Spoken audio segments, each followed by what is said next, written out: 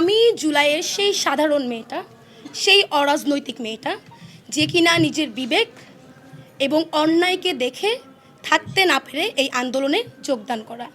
আন্দোলনের পর আমার যে স্বাভাবিক কার্যক্রম, আমার সমাজসেবা, আমার মানব সেবা, আমার মানুষের জন্য করা কাজ, আমার মানবাধিকার নিয়ে করা কাজ, আমি আমার সেই কাজগুলাই করছিলাম।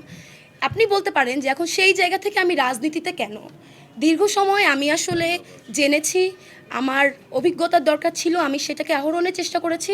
একই সাথে আমি যখন দেখলাম আমাদের জুলাইকে কুক্ষিগত করে বিভিন্ন মহল তাদের ব্যক্তি স্বাধীনতা বা দলীয় স্বাধীনতা হাসিলের চেষ্টা করছে, জুলাইকে ফ্যাসিস্ট আওয়ামী লীগের মতো ৭১কে যেমন তাদের নিজস্ব সম্পত্তি তারা বানিয়ে ফেলেছিল, জুলাইকেও কোনো না কোনো পক্ষ তাদের নিজস্ব দলীয় সম্পত্তি বানানোর চেষ্টা করেছে।